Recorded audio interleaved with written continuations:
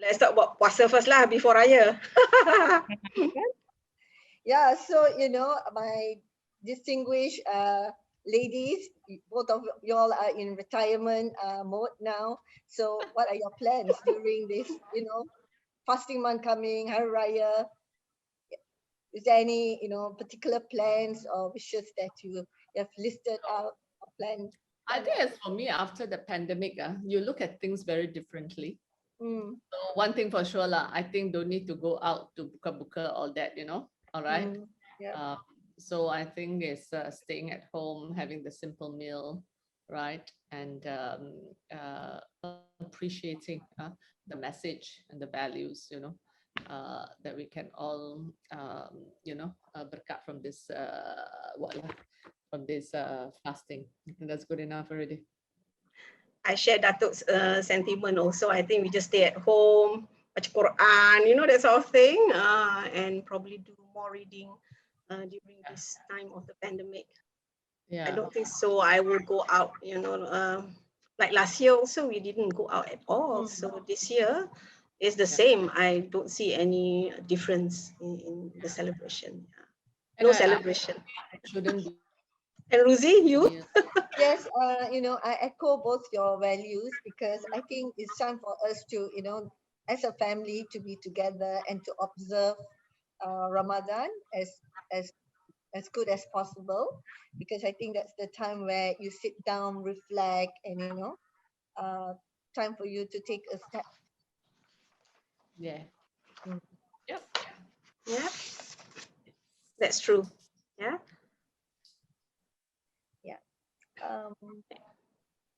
Shimi, are we good to go or? We are live already, right? Yes, we are live now. Right. Okay. Just 2 more minutes and then we can start in a while, yeah? Yeah. Right.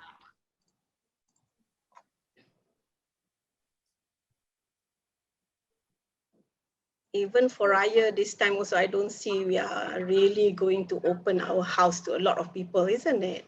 Yeah. Kasi baju raya pun tak payahlah. Tak payahlah. Doesn't mean that just because it's baju raya you have to. I mean, yes, it's nice and all that, but I don't know. We are looking at it from a different approach.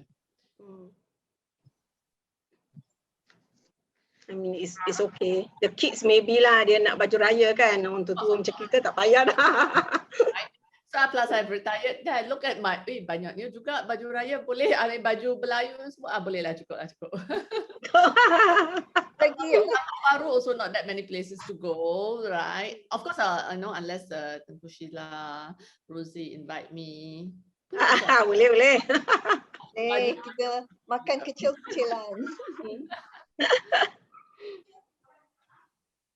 Really scaled down actually during the pandemic kan. Yes.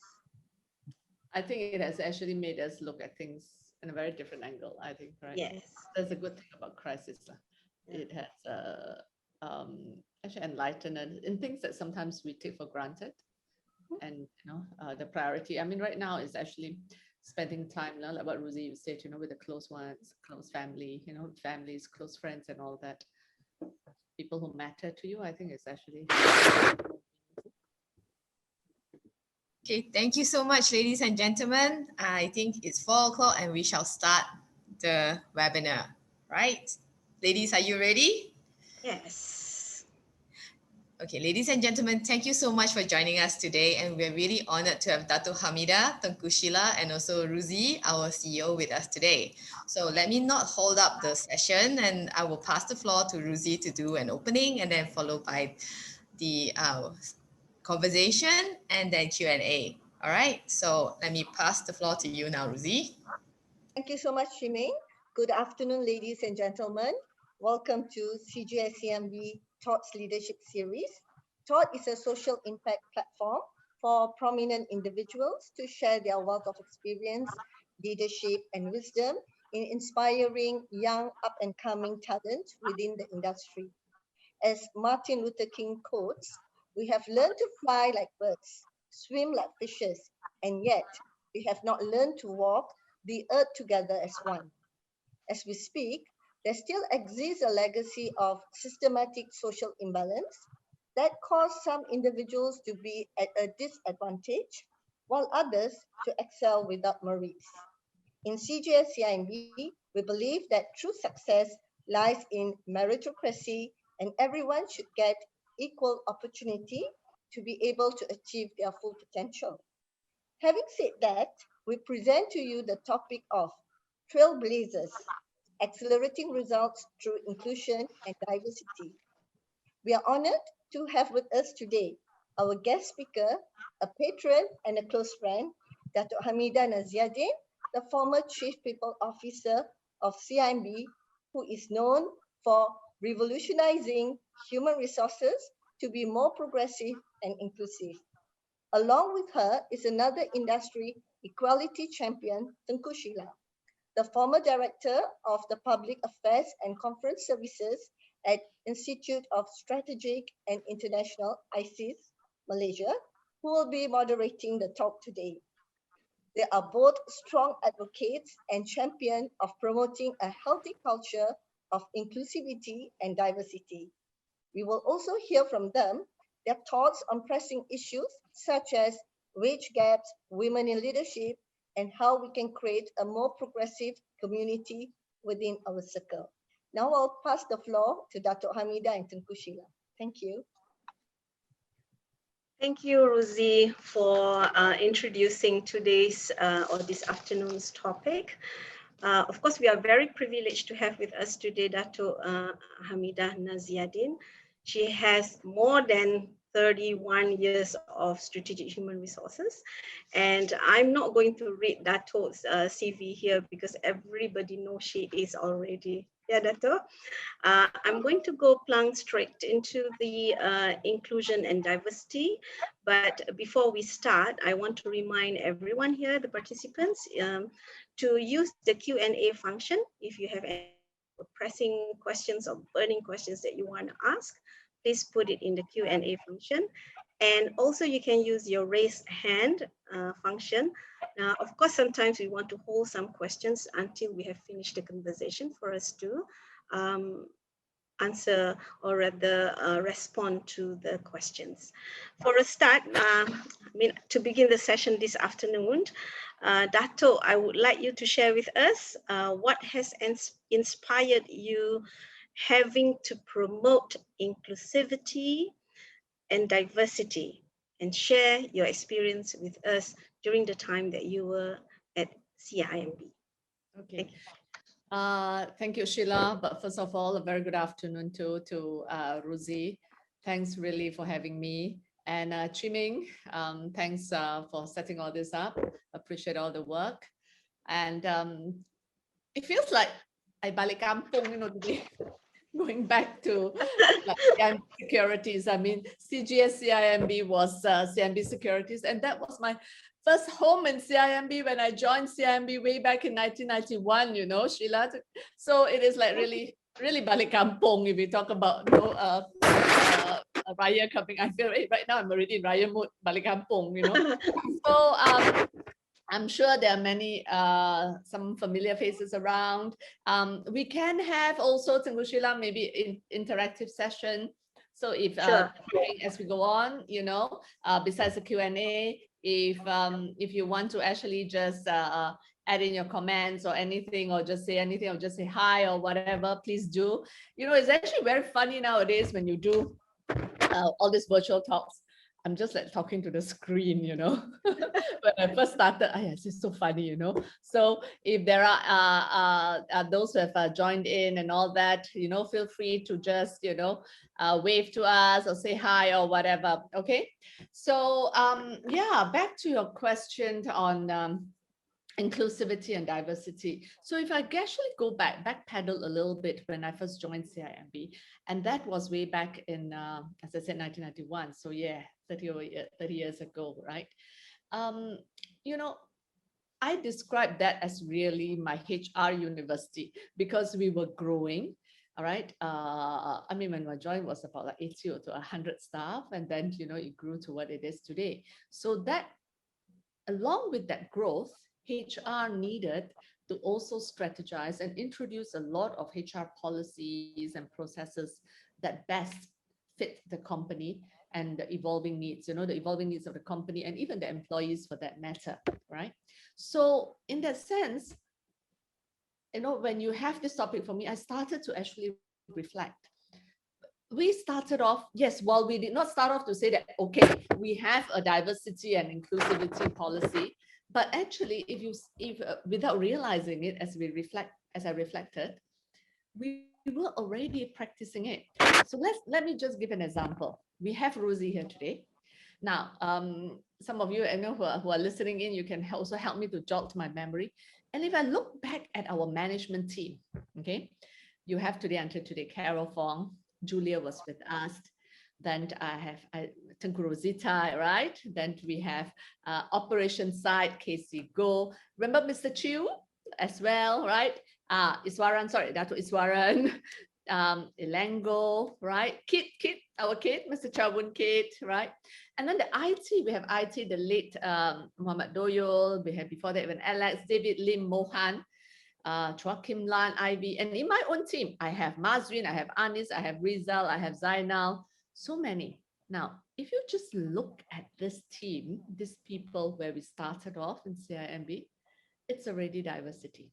That's what it was. So we started with that, okay? Now, when we have a team of all this, what does it mean?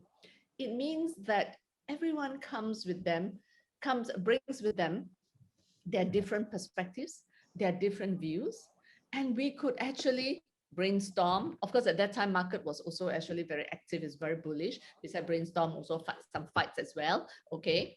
All right, but you have differences in their opinion, differences in the ideas, and that was how we could actually make the best of it, because it's all these differences in the views and opinions, and therefore that's why we could, CIMB at that time, as I said, when we joined, it was only 80 to 100, and we started building the franchise to become one of the employer of choice, and people wanted to join us because they could see that we value diversity. In fact, that was one of the values, all right? Diversity is our core strength. Now, if I then go into inclusivity. So diversity, as you can see, is more about, it's very easy in nationalities, gender, age, right? Different background, different experiences, different social status, everyone all coming together, right? But inclusivity is very important. Inclusivity is about how we want to make everybody in the employees feel belong, all right? They feel connected. They feel that they are valued and respected. They feel that their ideas, even if their ideas are no good, it's okay. We still respect the ideas. We still listen to them. I know. So when they walk into CIMB at that time, CIMB Securities, when we walk in, it was definitely a family. There was really a sense of belonging. People feel, as I said, even if there are fights, and like in families, we have our disagreements and all that stuff, but after that, it's okay. We are still a family and we still get on, right? And we create new memories together, forget about the old memories. And that was exactly what it was, okay? So it's because we have that inclusivity. We value everyone. So then, how did HR? So my job was made easy in the sense that we have that team, all right, which was already a very diverse pool, all right, every one of them bringing in different perspectives, different skill set, different competency.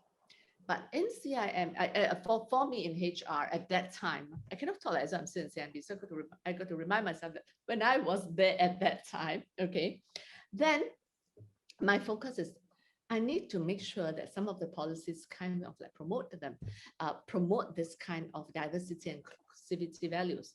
So when it comes to compensation, for example, and I know there's a lot of talks about wage gap and all that, but really clearly, hand on heart, I can assure you that we measure on outcome and output. So you bring in the numbers, you bring in the deal, all right?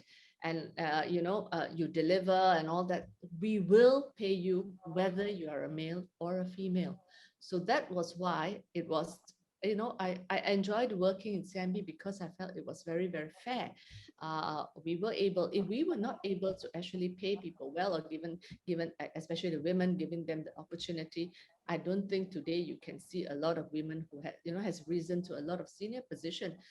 And CIMB, CGS-CIMB is an example of it. You have Carol today heading it, Ruzi is the CEO. You have many women holding that positions. And that's because along the line, all that, if they feel that, I like to believe, Ruzi, correct me if I'm wrong, but then if they were not appropriately and fairly paid, for example, then they will go.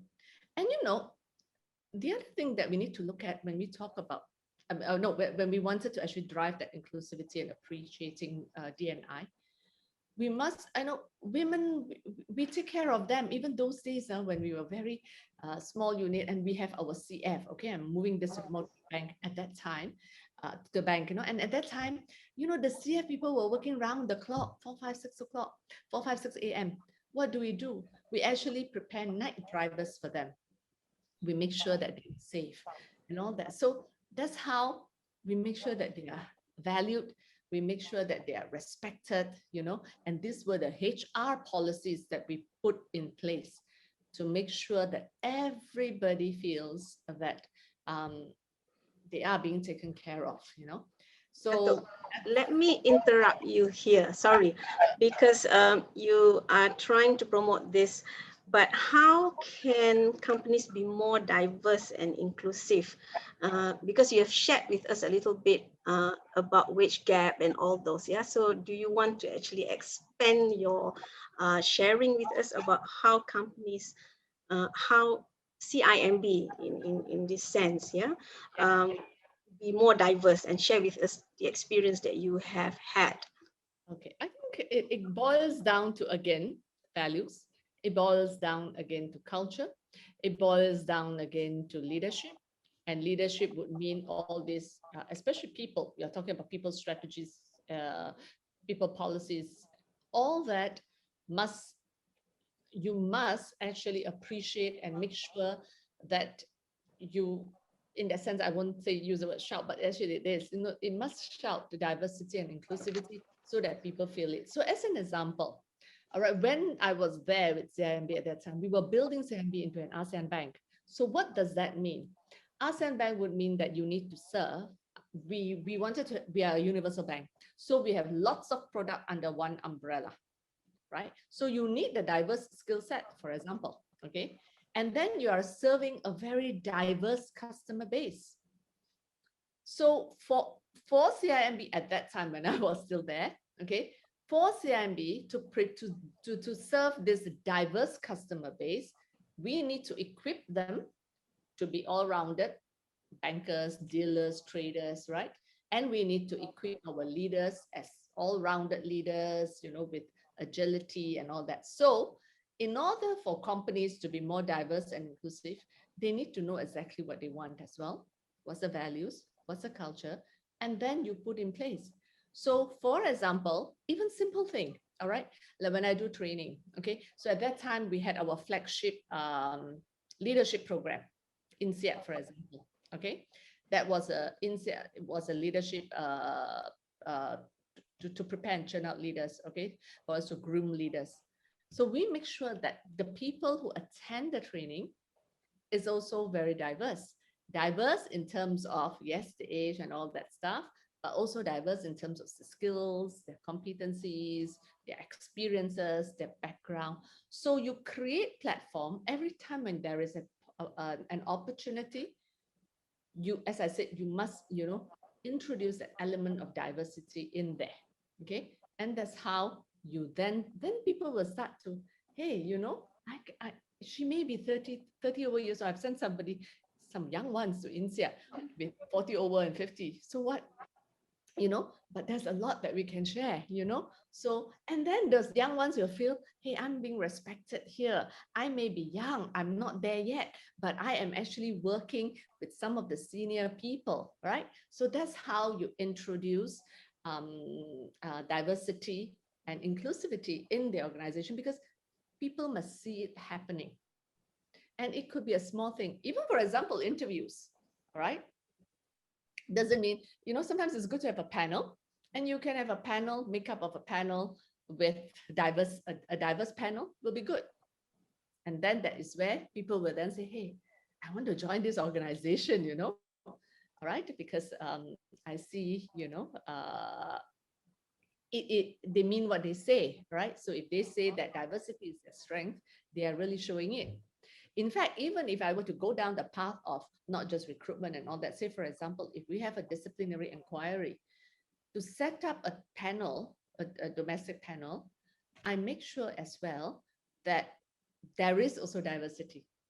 So there's a woman there, for example, there's a man, then there is also from relevant similar business, or as well as at the same time totally from a different business unit, so that you can have an independent view and all that, so that people feel that they are given a fair judgment. So every opportunity you have, every platform, we must have those elements of diversity and inclusivity, and that's how you start. Well, at least that was how we started, and it has worked out well for us. Dato, you have done very well in promoting diversity and inclusivity at CIMB. So I am sure people appreciate you doing this, because there is no bias in terms of gender, race, or others. Yeah. So my next question to you, Dato, is yes. I mean, when you share with us just now, yeah. So now I would like to read this, yeah, in terms of wage gap. In fact, you mentioned in the passing about wage gap just now, yeah. According to a report by the Star, male employees generally make more money than female employees, which does not happen in CIMB, as you stated a while ago. Maybe I need somebody, any women here who can agree with me. What is your take, Dato, on this statement? Yeah, do you agree, or is this true or not? Do I agree that male employees generally make more money than female employees? If you ask me, it's where I came from and what I have built, I disagree, because we have always remunerated the people based on, as I said, their performance, their outcome, their KPIs, and as well as their potential, if we measure them for promotion and all that. So it is very much as what at the opening Ruzi said, on merit based. Okay. So I won't agree. And I think, even right now, I'm sitting on boards. If you look at the director's pay, there is actually no gap. Every director, you get the same pay, whether you are a male or a female. So I think maybe in certain companies, I have also heard in cases where there seems to be true, but at least where we came from, we have make sure that we are very, very clear that we remunerate based on a lot on outcome and their performance. Now, but the other thing, but having said that, I think we must also look at pay as a total wage, total remuneration, because besides the pay, there are also these other benefits. And of late, I could see that a lot of the women, there are a lot of flexible working arrangements and a lot of other policies and all that have been introduced to support women, to help retain them in the workforce. I think that is something that people should not also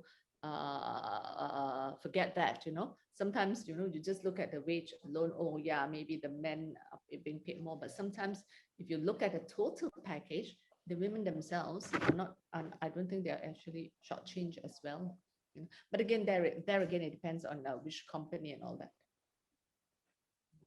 For CIMB, I'm proud to say that at that time, when we were there, when we were building CIMB, we make sure that everybody was treated fairly and equally.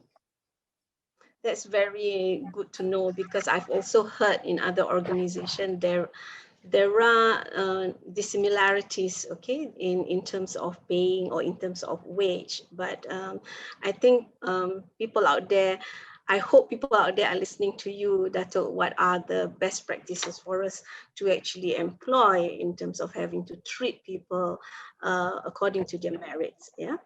Now, moving on with today's session, since we are still in the women leadership, yeah, especially in conjunction with the Women's Week or Women's Month, the share of women in leadership positions are still very low now. And Dato, you being on the board of Maxis and Nestle, where do you see women leadership is getting at now? Okay, so before I answer that question, I think I just want to just rewind a little bit and backpedal a little bit about women, since today is in conjunction of, and event is in conjunction of Women's Day.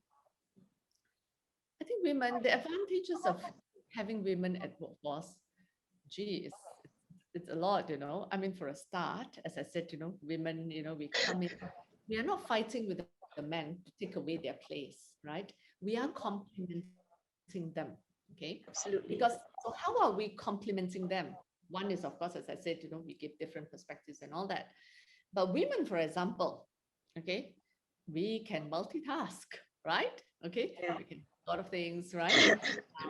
We are good listeners, but by way of our nature, I mean, at the end of the day, women, you know, we are able to take care of very young babies, right, to elderly parents. That's how agile we are. We are trained to just wear many hats. So having a woman in, you know, in the organization, having women in the organization, having women in the leadership position, we can actually, you know, we play a more empathetic role, you know. And in fact, when it comes to crisis, for example, we make very good crisis leaders, you know. If you look around, a lot of global leaders, the women are actually doing very well. Okay, so there are actually therefore a lot of advantages of having women at the workplace and for that matter in senior positions. So I think you know, women should look at them that they are needed. All right, so women, you're all needed. For all those women who are listening in, you are needed. And to the men who are listening in, you know, do know that women can help you. Do, you know, we can all together work as a team, and we can actually then you know, together as a team, well, we will be able to actually definitely, and you know, reports have actually shown earnings and all that can improve. Let me just share with you, I did a little bit of research. In the 2018 report by McKinsey, they says that every 10% increase in gender diversity shows earning before interest and taxes rise by 15 to 21%. Okay, so but the difficulty is that women, I mean, at entry level, they are quite good, you know. All right, we are having a healthy composition. It is only as they go higher up, right? That's when then the numbers tend to actually, you can see a drop in those numbers. So organizations must come in to create a support system, to build a support system to help these women. And then, you know, you will have a winning formula if you have a right balance of both men and women. Great. And of late, can add on to that, there is this a lot of awareness and on this 30% policy, 30% club, on having women leadership, women in the workforce, and also women at leadership positions. So I think the awareness is a whole lot greater now. So we should actually then take advantage. But if I can also expand on this, sorry, I talk about women since we are talking about women in conjunction with Women's Day. You know, there is a lot, I feel that actually organizations are beginning to put a lot of things in place. They want to start to give women that opportunity. They are giving women that support system. But you know, at the end of the day, women, you must want to do it. Sometimes women themselves are not willing to take the challenge, you know. So you must also want to do it. Look at Ruzi. She put her hands up, willing to go to London and come back. And that's what she is today. You're right. Today, she is now running the firm. Okay. So they must also be willing to also to want to learn, to have an open mindset, to try and believe in themselves. Sometimes women, the first thing that they do is, oh, I don't think I can do it. I dare not, I don't want, So they must also want to do it. The organizations can do so much, but it is they themselves, they must also come forward. Right. I agree with you, Dato. I also must share something. I was also sent to Bangladesh, a place that people don't want to go. Yeah, to actually be a project training manager to open a new hotel there. Now, no one wants to go. So that's why I agree with you when you say, you as a woman, you have to take that opportunity and be inclusive, in terms of taking that challenge. And I made it. I stayed there for about 5 months, open, simulate everything. And I came back happy, that sort of thing, because you have actually put something forward, and no stopping for a woman not to go up to that glass ceiling. So that brings me to another question. But I can just finish that off, Right. So when you do that, you come back, you feel very confident, isn't it? Accomplished, Dato? Accomplished, Yes, confident, yeah. So increase where, where you thought that, oh, nobody wants to go, and Yeah. People ask me why Bangladesh, of all the places. But I took it, in my stride, and I said, yes, I will break that glass ceiling, in this sense. So that brings me to the next question. You actually also touch base a little bit on the visibility of women in businesses, yeah? And from your experience, have we hit that 30% inclusivity or not? And how can women influence on board, Dato? Yeah, I think it's still work in progress, if you ask me. All right, it is still work in progress. Maybe I can share what Nestle is doing. I'm lucky that I'm sitting on 2 boards. One is a local brand, all right, Maxis. And then I have Nestle, which is a global brand, and I'm learning a lot in this, So let's say, for example, Nestle has ambitious goals, and to want to empower women in this whole supply chain, maybe sending women to Bangladesh and all that. but really, what they want to do is increase the proportion of women in the group's top 200 senior executives position by 2022. Okay, so they have this policy, a plan rather, they call it Nestle's Gender Balance Acceleration Plan. Okay, so they have a plan in place, and that plan is they want to actually increase the proportion of women, top 200, from around 20% to 30% by 2022. So then they will have lists of all the action plans to make sure that they achieve that. So I think this is what we need to do if we want to really, go all out there and make sure, to see women succeed, to make sure to see women acquiring good positions, leadership positions and all that, then I think we need to have a plan, and that plan must be made known to everybody. Okay, and then and clear. I think it's a very clear plan. All right, it's not nothing complicated about it, right? It's just clear. So when you have a very clear plan, then it's a matter of executing it, okay, updating, and then of course keeping people informed. But of course, before that, which means to say you need to hire the right, you hire women with the right skill set, you need to promote them, you need to nudge them, so you got to keep doing that, and then keep reporting the progress. So once, as a woman, so you think about it, if you have an organization that has this kind of plans there, and if you are there as a woman, what do you think? Then you will feel that inclusivity will come in. Hey, I'm being valued, right? I'm being respected as a woman. I do have a chance to grow in this firm, right? So you need to have that clear plan, make known to people. So in other words, have a stick to the ground, stick to it, be very clear with execution. And I think it will become a reality eventually, this 30% thing. All right, Dato. One more question. What's stopping women from getting leadership roles, especially here in Malaysia? Stopping themselves lah. They are stopping themselves, you think? I think so. I really honestly feel so. You know, I mean, I won't say it's all 100%, but you know, and this was also McKinsey report one last time that I read. You know, they said that okay, if they were to advertise for a job and they say the criteria is this 1, 2, 3, 4, 5. Okay, and guess what? Yeah. For the women will go, okay, number 1, they need this, number 2, they need this, do I have this? Even if they're 4 out of 5, they won't put their hands up. But men, even if they're just 1 out of 5, they will put their hands up. Yeah. Right? So sometimes it is that courage, all right? And when that opportunity come, all right, you come forward. You know, during my days in CIMB, I actually have some women who actually came up to me.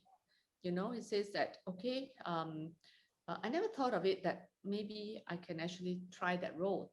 But now that I've gone for the INSEAD, and I think, you know, I feel that I'm very comfortable. I do have the right necessary leadership skill. Do you think, you know, I can be considered for that role? Oh, I love it. You know? I love it because it makes our job easier, right? Right.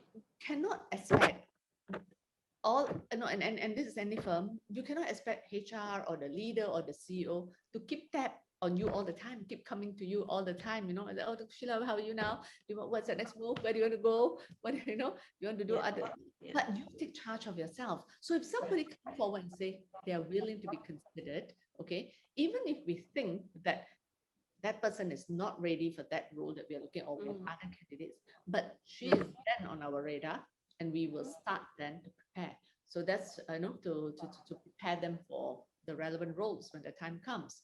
So that's why I say it's very important. Women, you must also show you want, because there's this much the organization can do for you.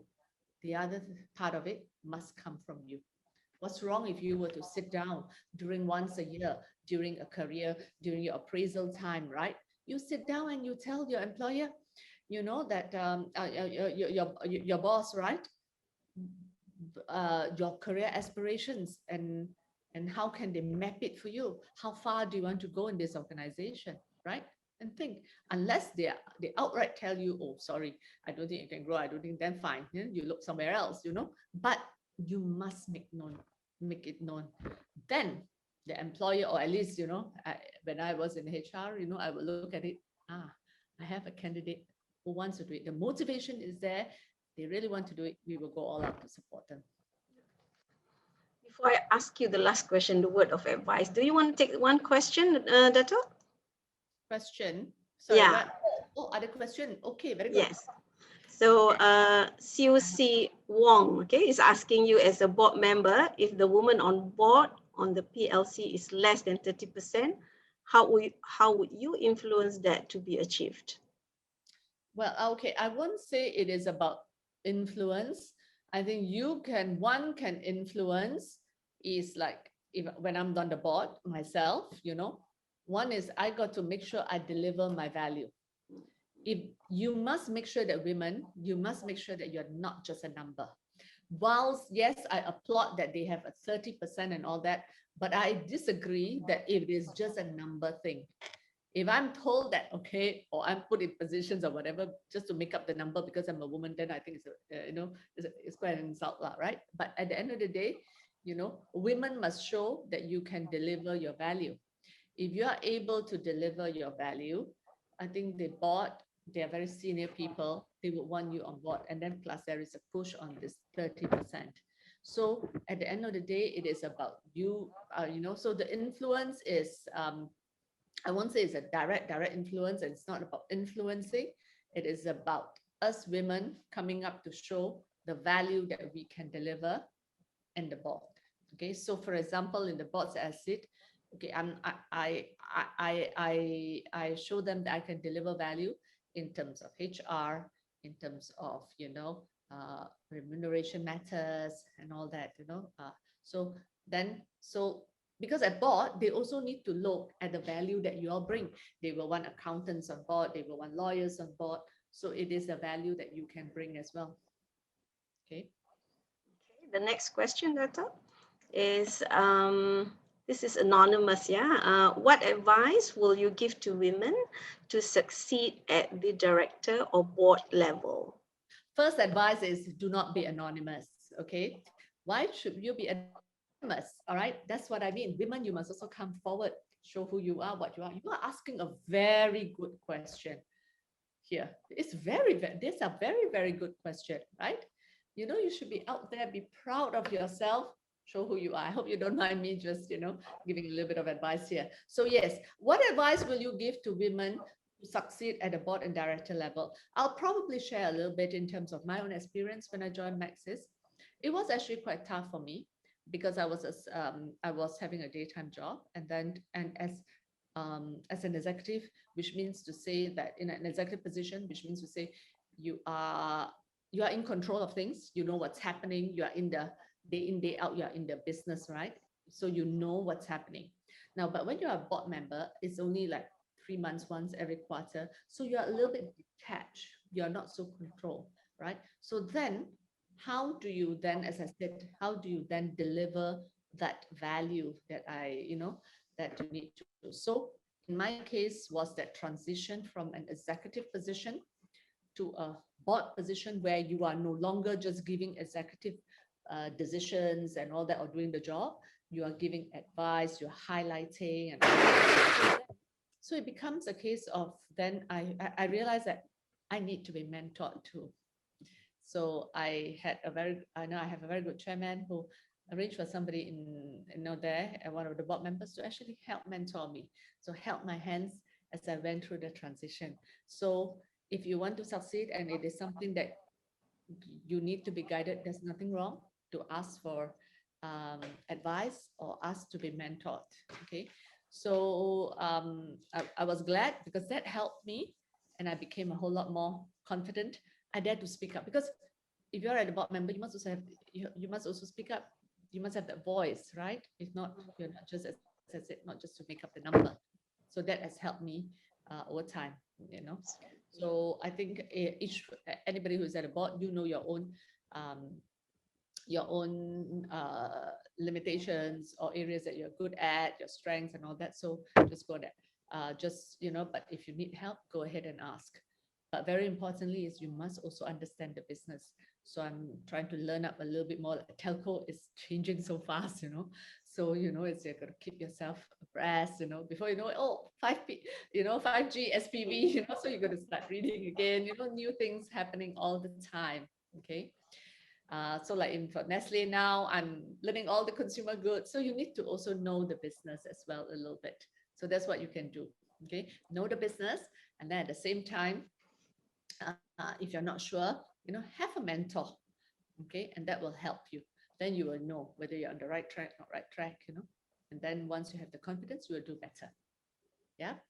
Yeah, I have another question here, Dato, from Ho Ka Wai.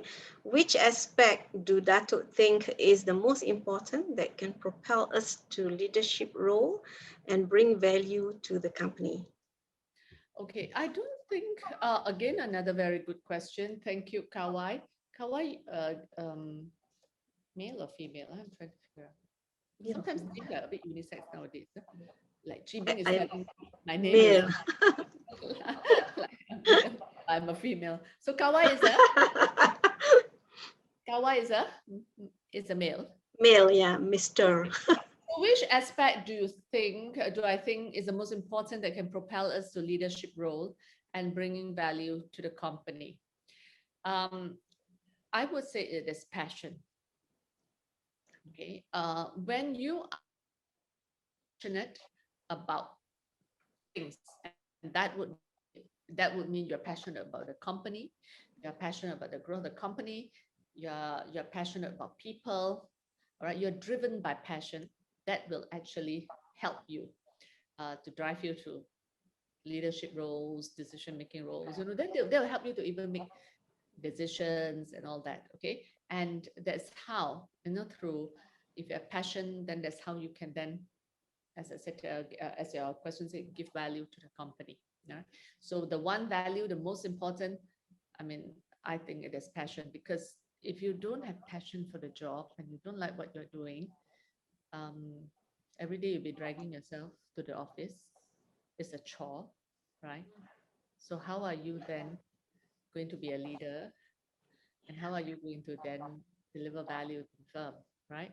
But if you're passionate, right, about the job, the role, the organization, the leadership, yeah, no, I was extremely passionate about my job then. I love doing HR. I love dealing with people because they surprise me. Every day is different. Okay, I love, you know, so every day I woke up, wow, getting ready to go to work. I just love going to CIMB, you know, jump out of bed, get the kids ready and all that. And I'm just looking forward to the office. I'm the first to be in, you know, almost the first, you know, and almost the last to leave my department. And all that is actually driven by passion. And I can just imagine if I don't have the passion to do a lot of things, then I don't think I'll be jumping out of bed looking forward to run to CIMB, go to work. Yeah. I hope that answers your question, Kawai.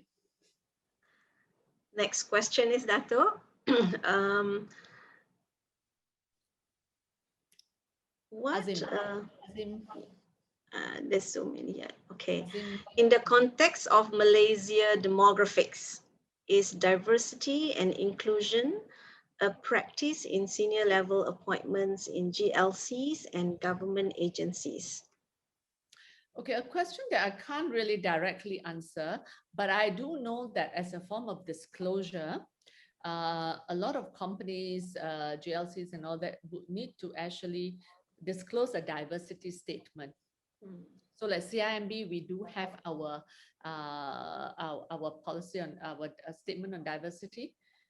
That's on our website and all that. So that is then, so I know that is a disclosure that a lot of GLCs and all that are, and a lot of companies, PLCs and all that are required to do. So one is, once you have disclosed that, it's not just for show, it is then to make sure that your policies and all that also then support that statement. So I don't know. So if you look at CIMB's website, I think we should have it. Let me just scroll. We do have a diversity statement. Yeah, we should have. So you just check. I'm quite certain we have that.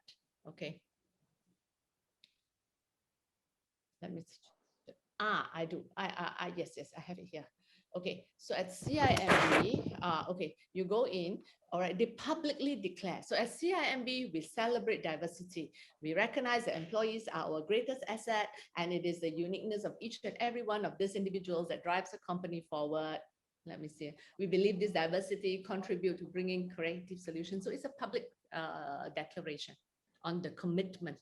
Yeah, so that is what I know the disclosures is necessary, but whether is it strictly for, is it only for GLCs and government agencies? I'm not too sure about that, but I know that PLCs would definitely have to do that. So you're ready to take a few more questions? Yep, sure. Do I have time?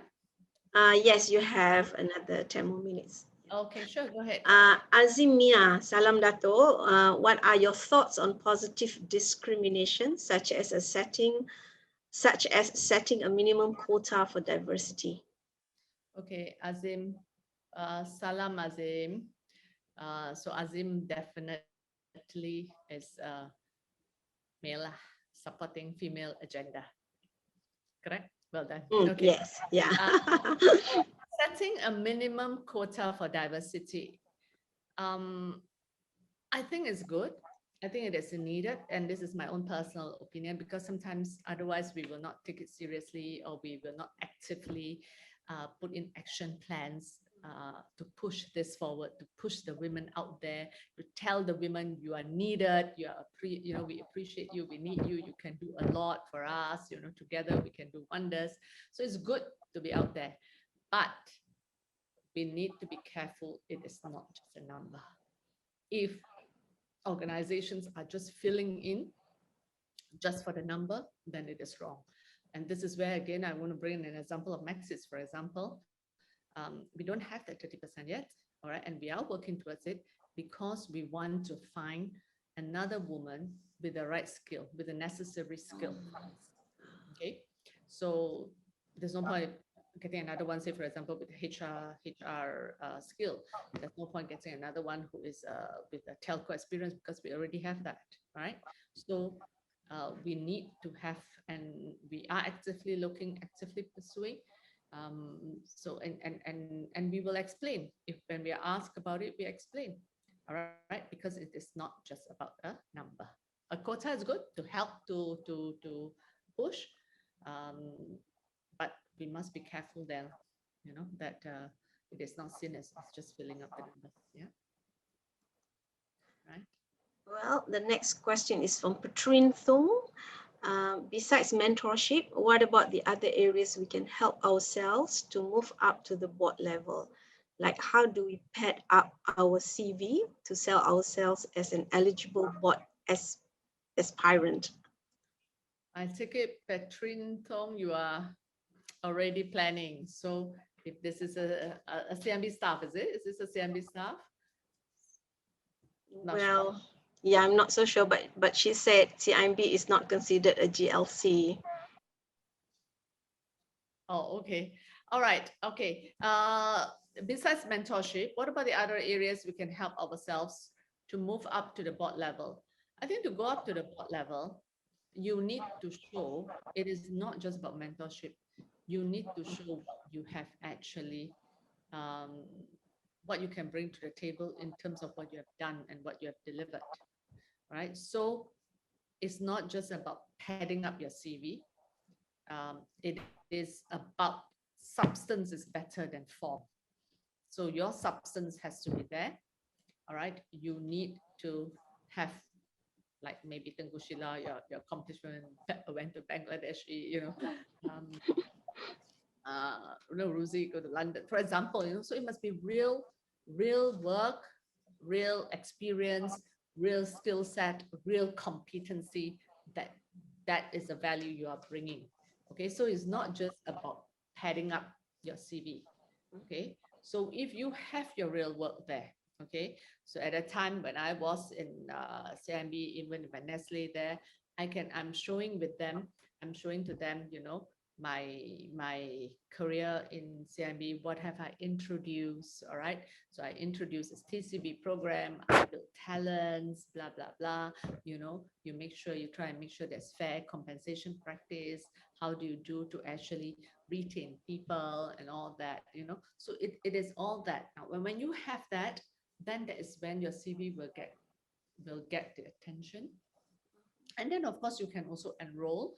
There are actually a lot of headhunters now who are helping a lot of organizations to look for board members. So you can start enrolling. And then there are actually also a lot of online courses that actually can help you to guide you to be so-called board ready. Okay, so do all that, and then your CV, but in itself, will look very good. Dato, I've got one more question here. CV, you can feel free. You can always email me. I'm happy to help you out. How to make sure I am visible to my bosses? I kind of like this actually, Dato. Yeah. I am visible to my bosses. From Leong. What is everybody virtual? A bit difficult.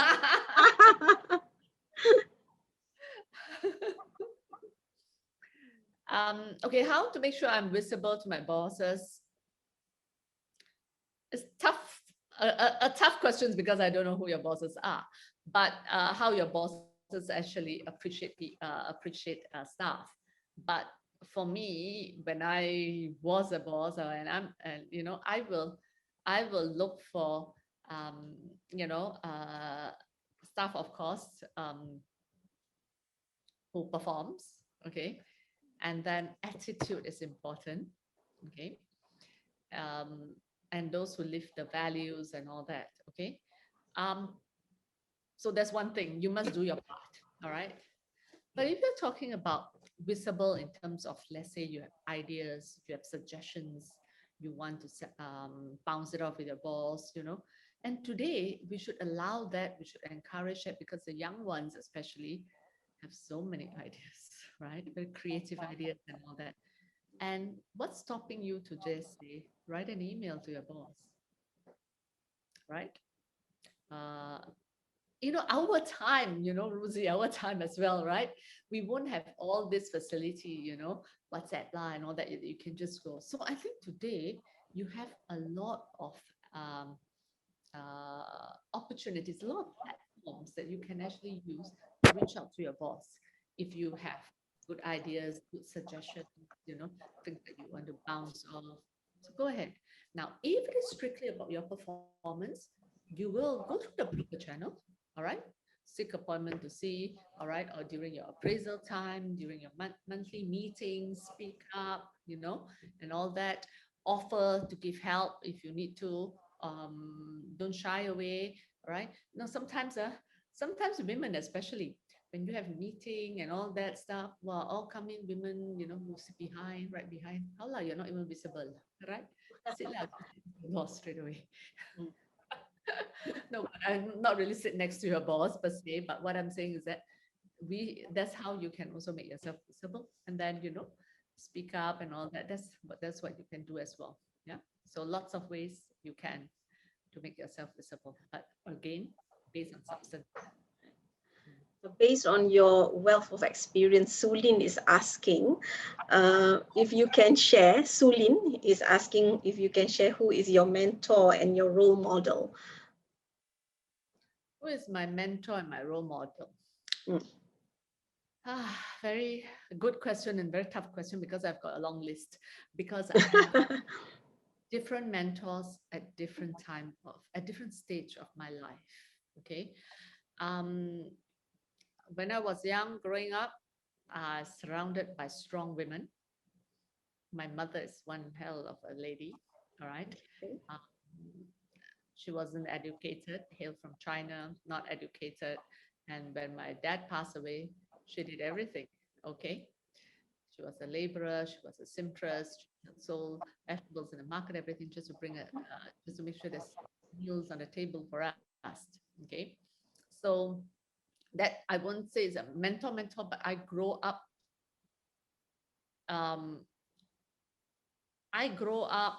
that knowing that there's no shortcut to a lot of things. It's all about hard work. And then through my sister, my elder sister, all right, being the eldest, how she take responsibility, take accountability, and was extremely resourceful as well to make sure that, she sees with her own eyes how my mom suffered. And, she went all out to see what we can do. And very resourceful, relied on what she has. My sister was once a beauty queen, was once a Miss Malaysia, but how it all started was actually very funny. We were cooking on charcoal and whatever not, so gas and all that. Then the first beauty contest that she went to was Miss Tin Princess, and the prize was a rice cooker. So very resourceful. One rice cooker, enter beauty contest. She went on. And when she won a Miss Malaysia, got car, right? So I grew up in that we're all very resourceful, making use of our strengths, what we have and all that, Then as I went on work, my very first boss is CIMB Securities, Mr. Gan Suji. He taught me a lot. I joined the organization as a personnel executive to set up personnel then. And there were many things that I wanted to do. Wow, young gung ho, so many things we can do. I said, Mr. Gan, we need to have a trainee dealer program. We need to build dealers. Blah blah blah, everything. So he says, okay. Then I said, all right. Salary is 2,000. I proposed lah. Why 2,000? Why not 2001? Why not 2009? Why 2000? Things like that, for example. And that made me think, right, that I was just wow, as I say, gung ho, wow, 2000, nice number, 2000, easy lah, right? But actually, you should be doing your work to see what others are doing, and then internal equity, those who are already in the firm, how much are they? Because if you come in a bit too high, will you disrupt that internal equity and all that? So he taught me a lot, whilst it may just be one question, one sentence go, But yet, after 6 months into the job, he came in and confirmed me and promoted me. So you see, this is how then you realize that you are valued. All right. Then when you do your work, you become visible to your boss. All right. Then when it came to Shukri, Dato Shukri, he is a great mentor in terms of somebody who does not shirk responsibility. Dato Shukri is somebody who gives you full empowerment to do a lot of things. And that is when I grew up a lot. So I grew up, it was booming, we have booming times, just so much to learn, but I made a big mistake, overlooking to renew certain dealer's license and got into hot soup. And I thought, that's it, my job is gone, I'll be sacked. Because I was really called in and hauled in, and how I overlooked that. But I will always admire Dato Shukri, who then said, Hamidah, you go back to your place, I'll handle this. And later after that, he told me, you don't worry. I told him, whatever happens, it happened whilst I was holding office. And is anybody who should be responsible for it? It's me, not you. That's a leader, right? And then as I went on, the one that Naziadin turned me into a leader when I thought that that's it, I can just be, HR head, and that's it, just small size, in that sense, CIMB Securities. But then when we merged together with the bank and all that, he gave me that opportunity to run the firm. And I looked at him and I said, are you sure it's me? Because everyone else, it was the CIMB bank who was leading it. And then he went and then he said, I think you're more capable than you know. Okay. So he could actually see, he saw that potential in me and gave me that chance, and throughout the way, along the line, along the whole journey, he mentored me. When he felt I was ready to be launched out there, he thought that after all the practices that we put in place, we're ready to go out there and get our award to tell people that our strategies and people's strategies are in place. So it was all that. So that's why at different stage of my life, I have different people. And at my board, at my Maxis board, I'm blessed with two good chairmen, who again, in that sense, like you just watch how they actually conduct the meeting, how they chair the meeting, how they value each board member, to hear from them, So these are things that sometimes it's active mentorship, they're really active mentoring. Sometimes it's also passive. You just learn by watching. Yeah. So so long answer, because I really, I have so many mentors. So don't be shy, you can have as many as you can, okay? As long as why not, we all learn every day, right? We learn a lot every day. And so if there are people who can help to mentor you, for you to learn, you learn better, learn more effectively, why not? And someday you can pay for it, you will be the mentor yourself. Right. Great. Now there's one more anonymous, Dato. How would you advocate for diversity, Come out again, the name, equity, and inclusion with colleagues who don't understand is important? I think this is a very good question, Dato. Very good question, but there again, there's also advocate for diversity, equity, and inclusion with colleagues who don't understand its importance. Actually, these are things that, you see, we can have policies for a lot of things. And sometimes if people don't understand it, just nip it in the bud, okay? Address it straight away. Doesn't mean the way to address everything has to be another policy, right? Then you just, how to move, you'll be so constrained, isn't it? So if there are people, if you think that there are people who don't understand diversity, equity, or play it down or whatever, then I think have that private, highlight it. If you need to highlight it, if it's a serious enough issue, highlight it even to your bosses, all right? And then discuss it, okay? And address it, explain it if need to, okay? And I think that would be a straightforward answer. Sometimes it doesn't mean everything you need to, as I said, to have another policy and all that. Just nip it in the bud. Sometimes, yes, you have a general policy out there. There will be people who may not understand, who may not appreciate, or sometimes, from due to their own background, their own experiences, maybe they've got bad experiences from previous company before, how they were treated and all that. It's fine. It's okay. There's nothing wrong. But then let's talk it out, explain, all right, and hear them out as well. Have a two-way conversation and see how it works out. But that should be the starting point. I think we have come to the last question, Dato. Are you okay? Nowadays, the millennials that hard to manage it. Okay, could you share some advice about the millennials? The millennials, okay. I love the millennials. I thought I wanted to bring this to end the session. The millennials, yeah. Millennials. No, the millennials, I think definitely they are very different from my generation for sure. And I'm still learning, and that's one way. Even handling my own kids who are millennial is actually very different. Sometimes I look at it, when I was a child, I wouldn't dare to say that. I wouldn't, expect and all that, So today, the millennials are very different.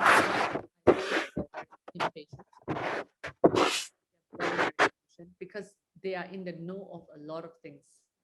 Okay, smarter than me, the parents in many ways as well.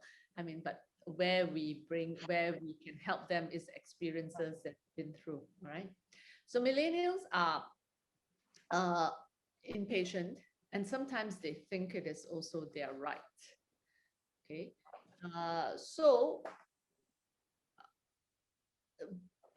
but at the same time, if you can actually work with them, they bring a lot of value because they are so in touch, all right? They're online all the time. Again, sometimes I say something, they already know everything, Yeah, this person say that, that person say that, it appear here, it appear there. So what's that? What's that? Where do you get that? Are you sure? Yes, you didn't read the news. Sometimes, if they're interested in certain things, because everything, all the information is so available for them, right? So it's giving them that direction. It is giving them that empowerment. Now, millennials do not like to be controlled. So in terms of HR, we actually have to really, really strictly measure on outcome and output. So they don't like to be controlled. Okay, I must be in by 8 o'clock, 9 o'clock. You leave it to me. I have a job. I will do it. Whether I do it at Starbucks with my people or whatever, okay, or in the garden or whatever, never mind. All right, I will deliver. And that's them. They are very different.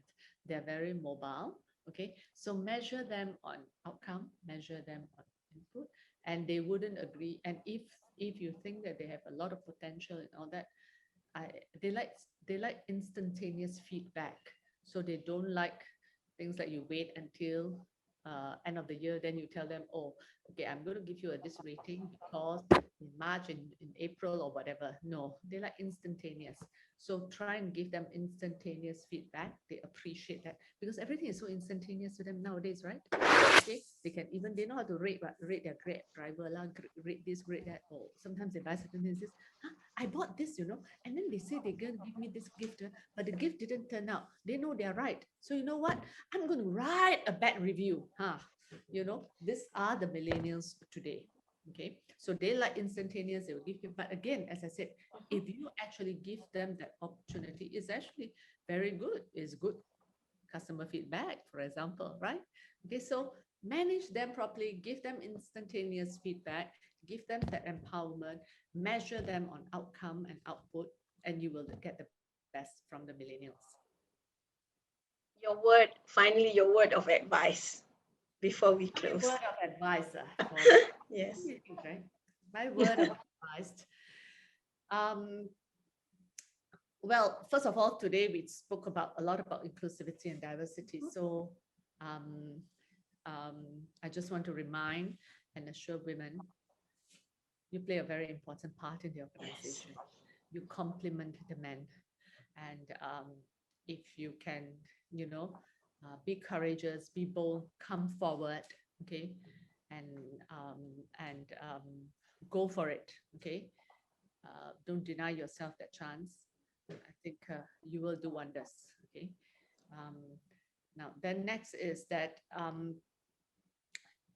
it's about passion. Know what you want, okay. Be driven by passion. Hold tight to your own values, because when you know your values, that's how you can also deliver best, right? And then lastly, be kind to your own kind. I think sometimes women suppress other women. They don't encourage other women, okay? I think women, you should also be very supportive and be very kind to your own kind, all right? And if we help each other, one another, back each other up, okay, there's a lot that women can do. I'm a firm believer that, women, I don't think we are any lesser compared to the men's capability. We are just as capable if we want to, okay? And seek help if you need to, yeah, right? Do not be shy. We don't know everything or anything.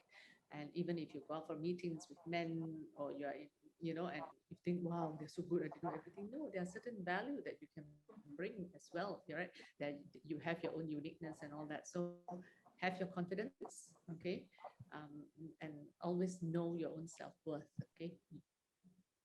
Yeah, I suppose that will be some of my word of advice, okay? More importantly, as I said, believe in yourself and go for it, okay? Thank you, Dato, for such an inspiring session. I am one, is very, very taken by what you have shared with us this afternoon. Now I would like to pass the session to Ms. Ruzi for the closing remarks. Ruzi? Thank you, Tengku Sheila. Looks like we are at the end of our discussion today. I would like to thank Dato Hamidah and Tengku Sheila for the passionate, sincere, enlightening conversation, parting your knowledge and wisdom. It's very inspiring, Dato, and Tengku Sheila too. I could feel that sincerity coming from both of you guys, talking on this topic. It's really, given me sitting here, inspiration to contribute more coming from the heart. I would also like to thank all the participants for your enthusiasm, warm engagement and support. And as Ramadan is fast approaching, we at CGS-CIMB would like to wish those observing a blessed month ahead. We look forward to seeing you at many more talk series to come. Thank you. Thank you. Thank you. Ramadan Karim to all. Thank you, Dato. Hope to see you again. Thank you, Ruzi. Thank you, Tengku Sheila, streaming as well. And thank you to all the participants. Thank you for your questions. If you still have pressing questions and you still want to ask me, do channel through the team, and they can actually email it to me. Happy to actually respond to you all as well. Okay. Yes, Ramadan is coming. So all the best to all the Muslimin and Muslimat. Selamat berpuasa. Assalamualaikum. Waalaikumsalam. Ladies, if you could hold on for a while, we'll just take a nice picture. Yeah. Okay. Yeah, everyone else, you may leave the room if you are rushing off. Hold on. Okay, on the count of 3. 1, 2, 3. Okay, maybe 1, 2, 3. All right. Thank you. Thank you. So I hope to see you again. Selamat berpuasa. Selamat berpuasa. All you kat rumah. Ya, duduk rumah. Jangan ke sana, jangan ke sini. Alright. Okay. Have a nice evening. Bye. Bye.